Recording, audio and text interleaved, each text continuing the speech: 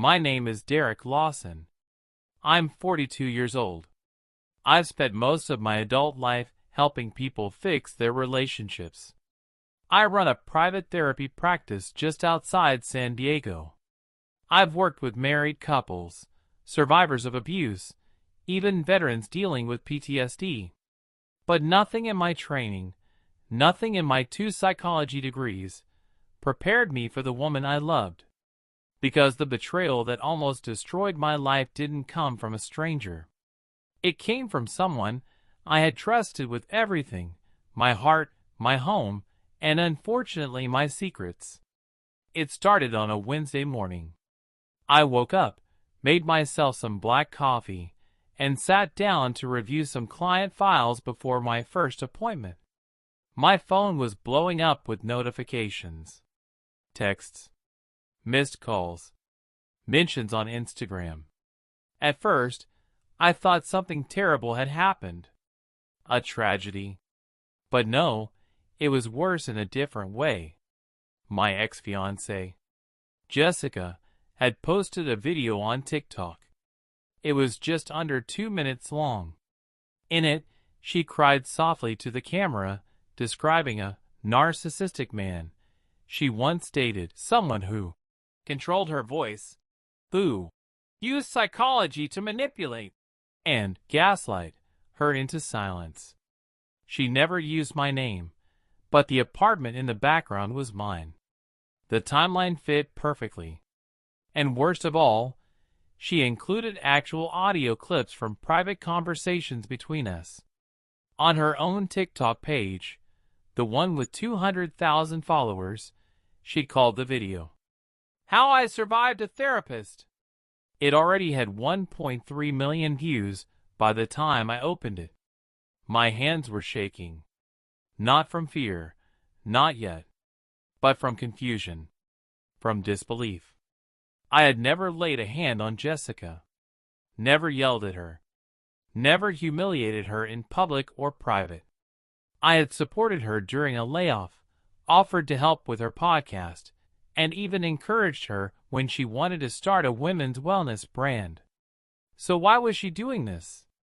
Why was she turning our personal struggles into content? I didn't reach out. I didn't comment. I didn't text her to ask what the hell she was doing. Instead, I opened the folder on my desktop labeled Boundaries Personal. Inside it were PDFs, screenshots, audio logs. Because what Jessica didn't know was, I had already started documenting everything. Not for revenge, but because something told me, one day, I might need to prove the truth. And that day had just arrived.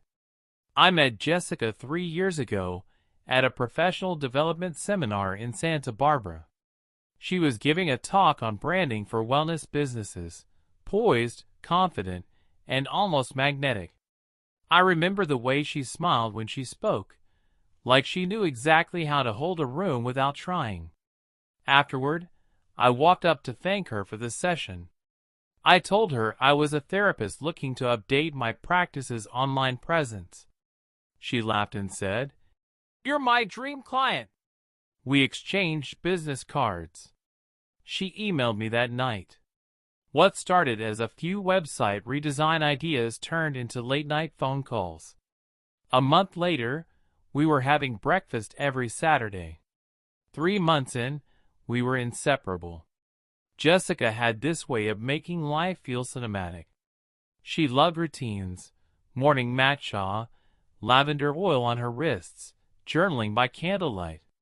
She took me to farmers markets, bought us matching mugs, and taught me how to use Canva to make Instagram reels for my practice. I'd never been with someone who believed in me like that. She'd say things like, "Derek, you're going to change the world. People like you deserve to be seen." And I believed her. My clients noticed the change too. I was lighter, more connected. Even my mother said I smiled differently. After about a year, Jessica moved in. She made our condo feel like a spa, eucalyptus everywhere, essential oils, minimalist furniture. She insisted we document our relationship to inspire others. She'd post cute little videos of us cooking, laughing, holding hands while walking the dog. I didn't think much of it. I figured it was harmless. And honestly, I liked seeing myself through her eyes. She made me feel younger, sharper, wanted. That was rare for a man in his 40s with a quiet life and a deep voice.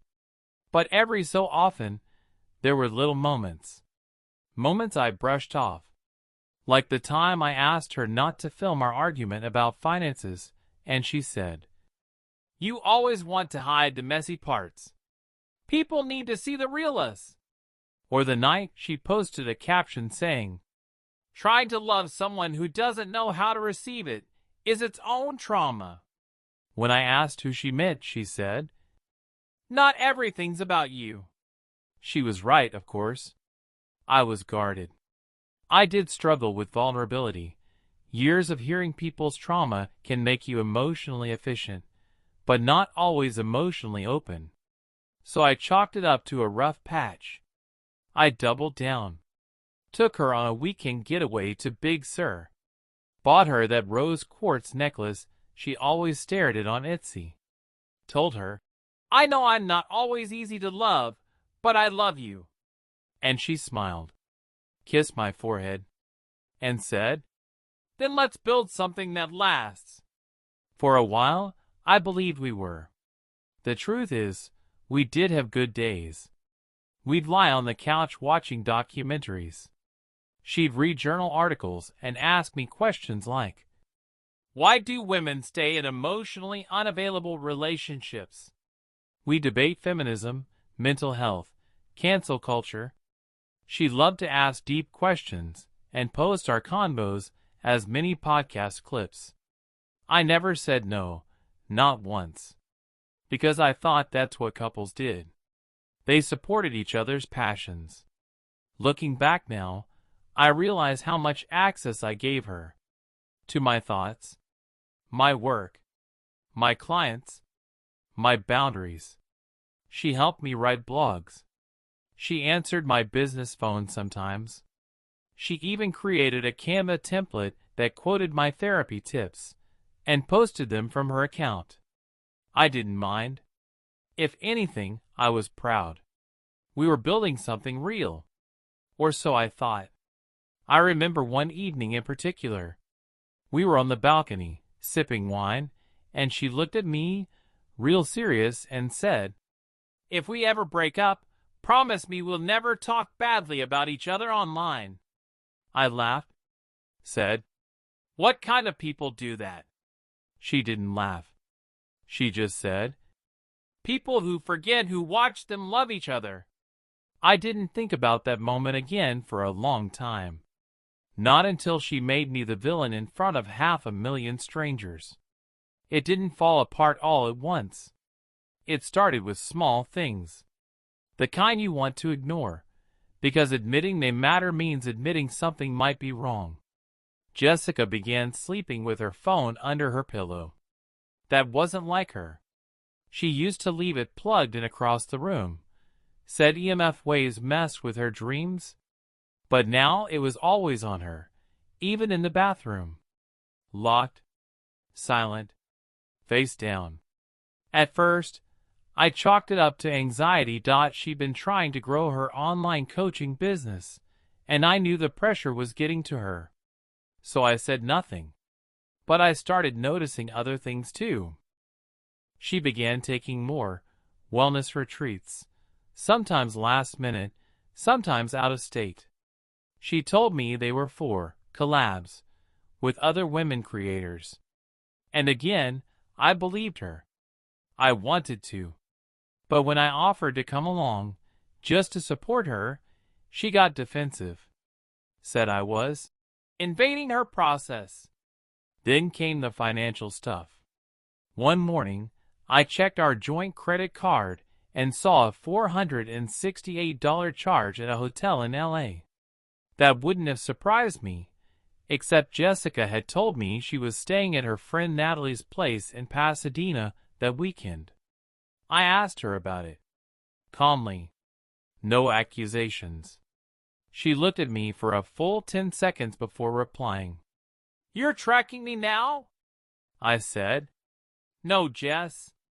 I just got a fraud alert, and the charge came up."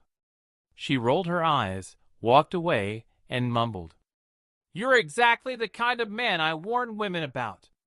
That sentence hit me like a slap across the soul. Because I've spent my life teaching men how not to be dangerous, how not to control, intimidate, or coerce. And now I was being cast in that exact image for asking a single question. I tried to reset things after that. I suggested we take a weekend to unplug. No phones, no social media. She said no, said she had a brand deal deadline and needed to film. Then, something happened that made my stomach drop. I got a call from a former client. He said, "Hey Derek, I think your page got hacked." I said, "What do you mean?" He told me there was a clip of me talking about emotional manipulation, posted with a caption that said, "Toxic men don't raise their voice, they gaslight." I found the video. It was me, but it was a chopped up, heavily edited version of a training video I recorded for a private workshop. The tone was twisted. The context was gone. And the clip was now posted, you guessed it, on Jessica's coaching page. No tag. No credit. No consent. When I confronted her, she shrugged, said, "You should be grateful. I'm helping your message reach more people." Then added, "Besides, your voice is boring. You need better hooks." I didn't yell. I didn't storm out. I just started watching. I watched the way she filmed herself crying in the mirror, just to post a healing journey video. I watched the way she called herself a trauma-informed coach without any clinical training. I watched the way she talked about narcissistic abuse, always with a carefully veiled character in her stories. A man who was charming on the outside, cold in private, weaponized calmness. She never said my name. She didn't have to. Her followers filled in the blanks. Every time she posted a video about toxic men, I get DMs from mutual friends asking, "Is she talking about you?" Some were polite. Some weren't. One said, "Man, you really had us fooled. Hope she heals from whatever you did." I stayed silent, because I still hoped she'd stop, that she'd come to her senses. But then came the night that changed everything. It was 2:07 a.m. I couldn't sleep. I'd been tossing and turning, and I got up to get a glass of water. As I walked past the living room, I saw a light flash from under the door. Jessica was on the couch, whispering into her phone. Not crying, not upset, just calm, focused, strategic. She said, "I think I can get one more video out of him. I just need him to react, maybe push a little, so I can record it." Then laughed. I stood there, frozen, heart pounding. I quietly stepped back, walked to the kitchen, and stayed there until I heard her tiptoe back into the bedroom. I didn't cry that night. I didn't even confront her. Because in that moment, I realized this wasn't just emotional recklessness. This was calculated, curated. A performance with me as the villain. And if she wanted to tell stories, I was going to start collecting the truth that I didn't sleep that night. I lay there, next to Jessica, wide awake, listening to her breathe like nothing had happened. And in that moment, something inside me began to harden. It wasn't hate. It wasn't rage. It was clarity. For the first time in over a year, I saw everything clearly. This wasn't a miscommunication. This wasn't a woman in pain lashing out. This was intentional character assassination, and I was being too gentle to stop it. The next morning, she kissed me on the cheek and said, "You okay? You were tossing all night." I said, "Just had a weird dream." She laughed and walked off to record another video. I waited until she left the apartment, said she was headed to a breathwork session downtown. I walked into her office. I'd never gone through her things before. Not once. But something told me I'd find answers. I opened her laptop. It was password protected, but I remembered the phrase she always used. Goddess Mode 2020. It worked, and what I found shattered me. She had a folder called Series Plan, Soft Launch.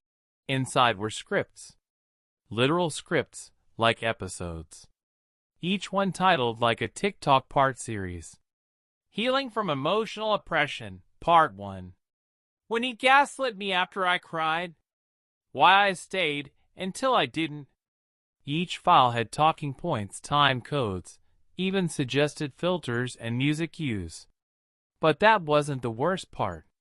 In the last folder, buried under a different name, was a set of documents. Screenshots, voice memos, private conversations between me and my clients, clips she had saved from my private Zoom sessions, taken while she was in the other room. No consent, no permission, just stolen. I felt like I couldn't breathe.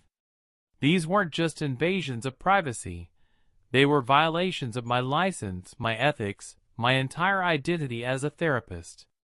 She wasn't just hurting me anymore. She was putting other people at risk. People who trusted me with their stories, and now their voices were sitting in a folder, like props in a show. I closed the laptop, walked back to the kitchen, stood in front of the sink for almost 5 full minutes, trying not to throw up. And that's when it happened. That moment. I didn't cry. I didn't scream. I didn't punch a wall. I reached into the cabinet above the fridge and pulled out a box I hadn't touched in years. It had copies of my graduate ethics coursework, old training notes, and the first set of blank client intake forms I ever printed. At the bottom was a thumb drive, my backup from 2 years ago.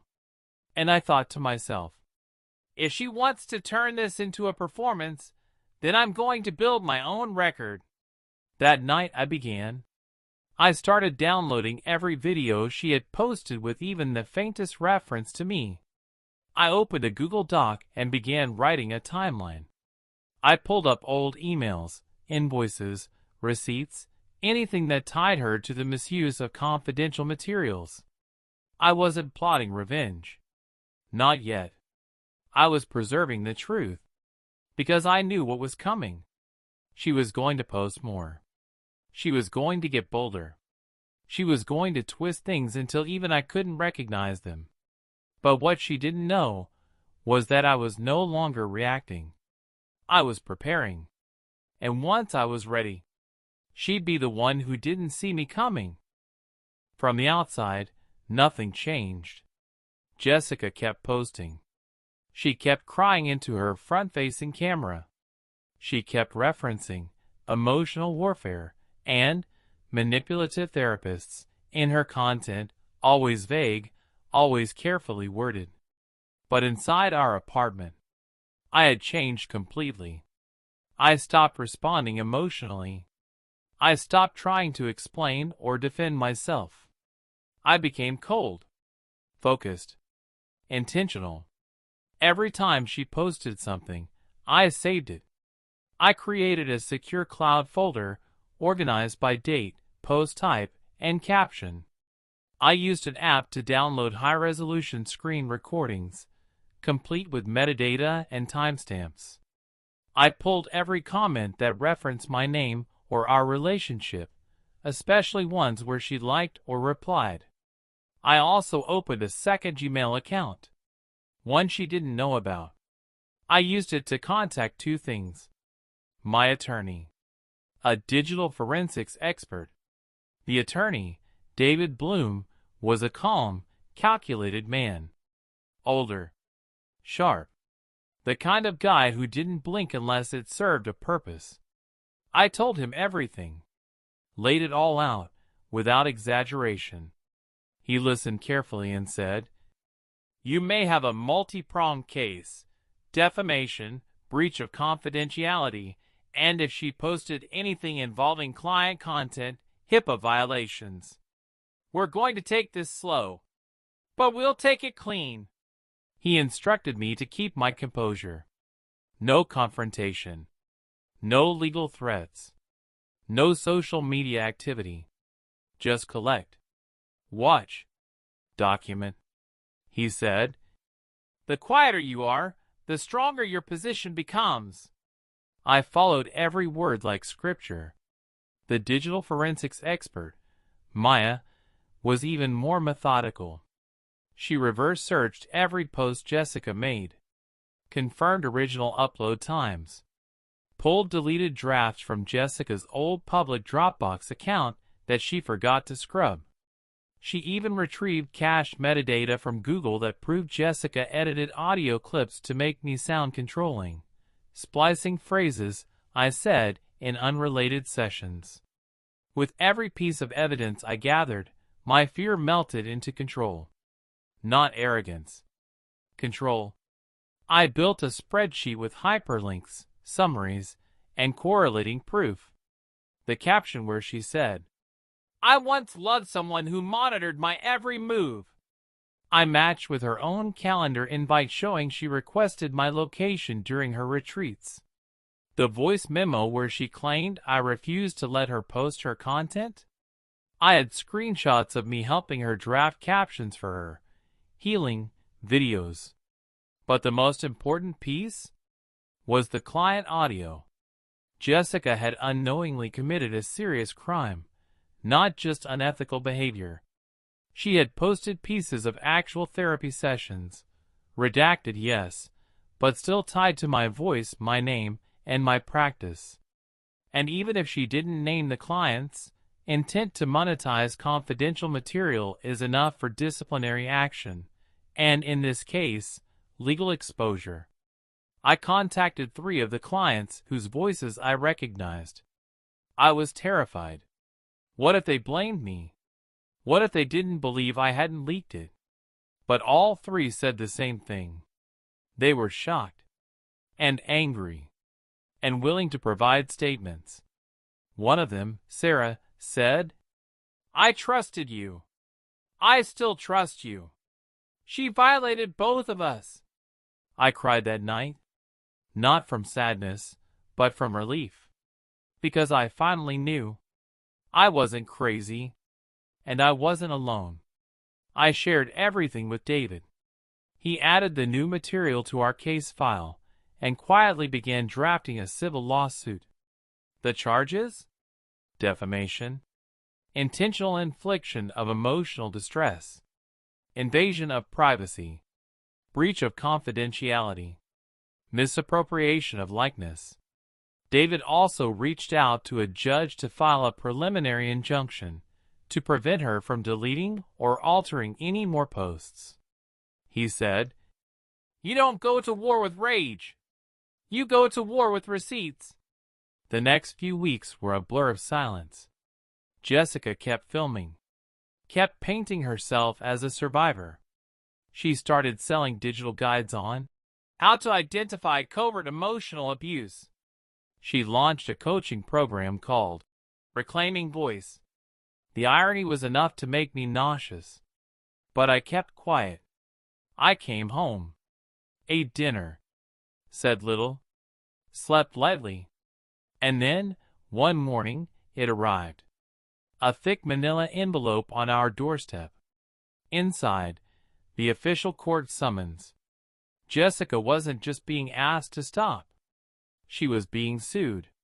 She came in, saw it on the counter, and asked, "What's this?" I looked her in the eyes and said, "Proof that I let you talk for too long." She opened it. Read the first few pages. Turned white. "You're seriously doing this?" she whispered. I nodded once. "You wanted a story. Here's the ending," she screamed. Threw the envelope across the room. Started sobbing, not from guilt, from panic. She thought I'd never fight back. But she forgot. I've spent years studying human behavior. I've learned how to win wars without raising my voice. And now, it was time for her world to unravel. Court was set for 9:30 a.m. on a rainy Thursday. Jessica arrived dressed like she was auditioning for a redemption arc. Beige trench coat, thick-rimmed glasses, no makeup. The courtroom was quiet, sterile, just a few people inside. But every seat in that room would soon feel like a spotlight. I sat beside David, my attorney, silent. In front of us were 5 folders, labeled, color-coded, time-stamped. Proof. Evidence. Undeniable truth. Jessica's lawyer looked young, probably hired last minute. He whispered something to her. She didn't respond. Just stared at the bench like she still couldn't believe it had come to this. And then, the judge walked in. The case was laid out simply. Jessica Marie Torres was being sued for defamation of character, intentional emotional distress, unauthorized use of confidential material, invasion of privacy, and monetization of stolen client content. David was calm, almost casual as he spoke. Like this wasn't even a fight, just a routine cleanup. He walked the judge through everything. A printed transcript of Jessica's TikToks, with line-by-line commentary highlighting false claims. Screen recordings of my private therapy clips posted under her brand. Witness statements from 3 former clients. Metadata proving she altered, clipped, and edited audio to shift context. And then came the flash drive. David plugged it in and said, "Your Honor, with the court's permission, we'd like to play one short recording." The courtroom went silent. The judge nodded. It was Jessica's voice, from a video she'd since deleted. "Sometimes, the abuser isn't loud. He doesn't hit. He just sits in silence and watches you crumble, while telling everyone he's just giving you space." And then, my voice, from one of our private conversations. Spliced, cold, removed from context. "You always do this when you're emotional. You weaponize your feelings." David followed with the full, original audio clip. The real one. In it, I was calmly trying to de-escalate an argument, explaining how reactive cycles form. And Jessica was laughing, filming me, saying, "Can you repeat that again? I want to post this one." The judge leaned back, said nothing for a moment, then asked, "Was the defendant giving consent to use these recordings publicly?" David, "No, Your Honor. And in fact, she profited from them through her coaching platform." Jessica's lawyer tried to argue fair use and freedom of speech, but it was weak.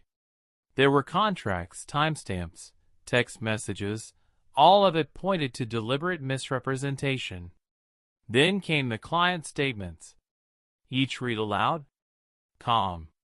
Direct. One said, "I didn't know my voice was being recorded, let alone published. What she did was not just a violation of him. It was a violation of me." Another said, "Her version of healing was built on theft. She didn't grow from her pain. She sold it." When it was Jessica's turn to speak, she tried to cry. But the tears didn't come. She looked up at the judge and said, "I was just trying to help people. I was telling my truth." And the judge replied, "Your truth stops where another person's privacy begins." Boom. The ruling was swift. Immediate removal of all content containing Derek's name, voice, or likeness. A public apology on her primary platform. $125,000 in damages awarded for reputational and financial harm. And a formal cease and desist from posting any further content relating to Derek or his business, under penalty of contempt. Jessica didn't scream. She didn't protest. She just sat down, like someone unplugged the performance mid-scene. After court, I didn't say a word to her. Just walked out into the rain. I didn't feel triumphant. I didn't feel vindicated. I felt, still, like a storm had passed. And for the first time in a long time, the air was clean again. That night, I got an email from one of my former clients, Sarah. She wrote, "Thank you for protecting our voices, even when yours was under attack." I closed my laptop, poured myself a drink, sat on my balcony and watched the sky darken. She tried to make me a villain. But in the end, the truth didn't need to shout. It just needed a courtroom, and time. It's been 16 months since the court ruling. I've moved. New city. New office. New name on the door. Just Derek Lawson Counseling, no tagline, no buzzwords. And I don't take every case anymore. Now I choose clients I believe in. Ones who want the slow, honest work. I live in a smaller apartment. It's quiet. Peaceful. There's no ring light in the living room. No phone mounted above the stove. Just books. A dog I rescued. And space to breathe. Jessica disappeared from my life the way she entered. Fast, dramatic, and full of noise. After the ruling, her platform dried up. Brands backed out. Followers unfollowed. The apology post she was ordered to make stayed up for 72 hours before she deactivated the account altogether. I didn't celebrate. I didn't repost it. I didn't screenshot or gloat. Because none of this was ever about revenge. It was about recovery. About reclaiming something she had stolen from me. Not my reputation, not my money, but my story. For a long time, I questioned everything. How did I miss the signs? How did a trained therapist fall into the exact trap he warns clients about? But healing doesn't mean blaming yourself for what broke. It means owning your part and learning how to never silence your gut again. People still ask me if I'm angry. I'm not. Hurt? Yes. Changed? Absolutely. But angry? No. Because the truth is, she taught me something I never would have learned in any textbook. Even good hearts need boundaries. Even the calmest man can be destroyed if he's too silent for too long. And even a healer can become a weapon when the applause becomes more important than the truth. Today, I work differently. I no longer believe in saving people. I believe in seeing them clearly, without hope-colored glasses. And I teach my clients something I had to learn the hard way. Love doesn't demand silence. It deserves safety. And safety starts with honesty, not performance. I don't know where Jessica is now. I don't need to. She took everything, except my soul. And from that, I rebuilt my life. Not for her. Not for revenge. But for me. Microphone. If this story hit home for you, if you've ever had your truth twisted or your voice stolen, drop a shield in the comments.